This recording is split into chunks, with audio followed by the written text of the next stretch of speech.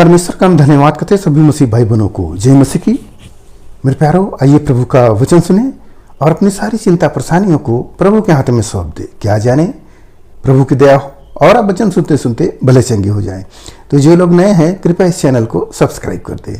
तो आज का कार्यक्रम उनके लिए है जो लोगों के पास संतान नहीं है, बेटे बेटियां नहीं है, या केवल बेटियां हैं बेटे नहीं है। तो उनके लिए यह आज का कार्यक्रम है। वो लोग देखें और प्रभु पर विश्वास करें। प्रभु उनकी भी गोद भरेंगे, उन्हें भी प्रभु बच्चा देंगे। वो भी आनंद करने वाली बच्चों की माँ होंगी। हालेलुया। तो इस विश्वास के साथ कार्यक्रम में बने रहें। उनके लिए मैं प्रार्थना करूंगा जो अब तक बच्चों का सुख नहीं पाई हैं। तो वो लोग विश्वास से इस वचन में बने रहें जो आज का है। तो हम वचन को पढ़ते हैं, आप लोग ध्यान से सुने। भजन संहिता 127। देखो लड़के यहोवा के दिए हुए भाग हैं, गर्भ का फल उसकी ओर से प्रतिफल है। यहोवा परमेश्वर जो हम सबका संभालने वाला है, वह आज के दिन यह कह रहा है कि जो बच्चे होते हैं, जो लड़के होते हैं, यहोवा का भाग हैं, और जो गर्भ का फल होता है वह उसी की ओर से होता है। आप देखेंगे परेशानियां जीवन में बहुत हैं। आप उसको देखिए जो सामुएल की माँ है। जब हन्ना एलिकाना का कहानी पढ़ेंगे, पहला जो सामुएल की किताब है, तो वहाँ पर लिखा है कि वह शादी हुआ, बच्चा नहीं हुआ, तो उसके पति दूसरी शादी किए और उससे बच्चा हुआ। वह औरत इस औरत को डाह रही है और इसको दिखा रही है कि देख मेरे बेटे हैं, तुझे कुछ भी नहीं है। ये बहुत ही निराश है, चिंतित है। अब रोने लगी और उस बात को जैसे लगता है जैसे किसी को बच्चे नहीं होते हैं तो उसको बाज लोग कहते हैं, और उसको दिल में चोट लगता है जब ये शब्द मिलता है। और वो रोने लगी उस औरत, और वो कोठरी में चली गई, खाना पीना छोड़ दी। अब मैं नहीं रहूँगी इस दुनिया में, ऐसा समझ लिया। तो उसका पति आता है, उसको कहता है देखो कोई अगर जिसके पास 10 लड़के हों और उसका पति ना हो तो क्या 10 बच्चों से भी ज़्यादा श्रेष्ठ उसका पति नहीं है? इस बात का जब उसको देता है बात कि जिसकी 10 लड़के हैं और उसके पति न रहे तो कैसा दुख होगा, और 10 लड़के न रहे और उसका पति रहे तो सुख की बात है। तो इस पर विश्वास करो। तो वो फिर औरत खाने पीने लगती है, फिर परमेश्वर के भवन में जाती है और परमेश्वर से मनौती मांगती है और उसे बेटा होता है। मेरे प्यारो, आप भी ऐसा मनौती मांग सकते हैं और आपके जीवन भी ऐसा हो सकता है। आप सोचेंगे कि यह किताब की बात है, ऐसा नहीं हो सकता। तो मैं आपको एक सच्ची गवाही बताऊंगा। मैं एक घर में गया, वहाँ पर एक औरत थी।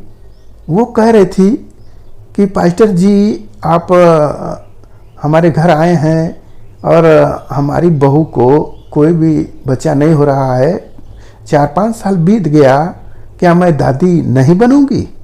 वो ऐसा कहीं। तो हमने कहा जरूर बनेंगी, क्यों नहीं बनेंगी, आपको होना ही है, दादी बन जाएंगी। तो हमने उस लड़की का जो उसकी बहू थी उसका नाम पूछा और लिखा और उसका हम फ़ोन करेंगे, फ़ोन से बातें करना। फिर मैं गया, शुक्रवार आया, मैंने फ़ोन लगाया और उससे बातें किया कि देखो तुम एक काम करो, तुम्हें बच्चा होगा, मगर मेरे नियम को पालन करो और तुम्हें होगा। तो बोली क्या? तो मैंने कहा देखो मैं एक लड़की का नाम ले रहा हूँ, उसका शादी नहीं हो रहा है, तुम उसके लिए प्रार्थना करो कि जहाँ वो चाहती है वहीं उसका शादी हो, और वो तुम्हारे लिए प्रार्थना करेगी। मैंने दूसरे को लगाया जिसका शादी नहीं हो रहा था, उसको मैंने बोला कि तुम एक जो औरत है उसको बच्चा नहीं हो रहा, उसके लिए तुम प्रार्थना करो कि प्रभु से बच्चा दे। अब दोनों लोग प्रार्थना करने लगे और दोनों लोग सफल हो जाते हैं।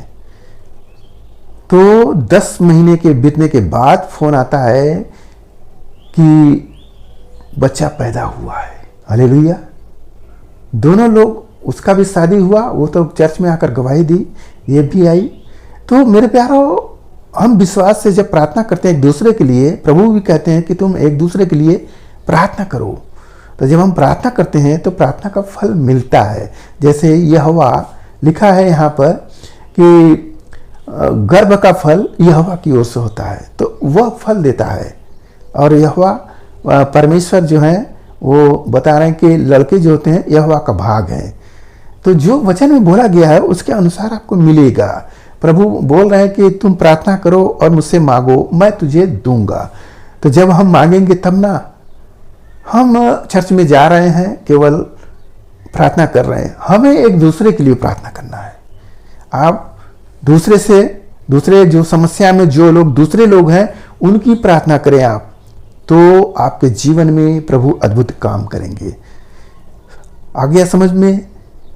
और भी हम वचन पढ़ते हैं, आप उसे ध्यान से सुने, जरूर आपको आनंद आएगा। यहाँ पर लिखा है, जैसे वीर के हाथ में तीर वैसे ही जवानी के लड़के होते हैं। क्या ही धन्य है वह पुरुष जिसने अपने तर्कस को उनसे भर लिया हो। वह फाटक के पास शत्रुओं से बात करने में संकोच न करेगा। आमीन।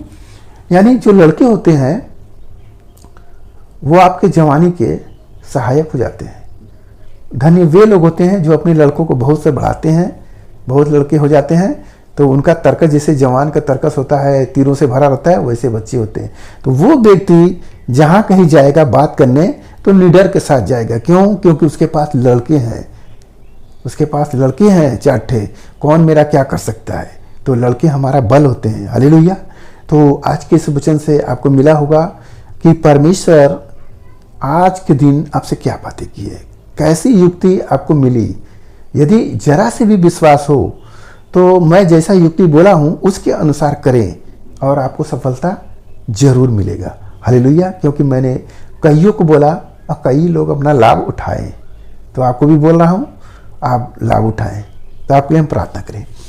महान परमेश्वर, हम आपका धन्यवाद करते हैं इस मुझसे राजा आज के दिन प्रभु जो ये वचन मिला, जितने सुने प्रभु उन्हें आशीष मिले। हे पिता परमेश्वर, आपने वचन में बोले पिता परमेश्वर, जो लड़के होते हैं यहोवा का भाग होते हैं, और जो गर्भ होता है वह प्रभु आपकी ओर से होता है। पिता, जिसने देखा है कार्यक्रम, अगर जरा भी विश्वास किए पिता, तो उन्हें भी प्रभु आप संतान की सुख दे पिता, ताकि वह भी धन्य हो पिता।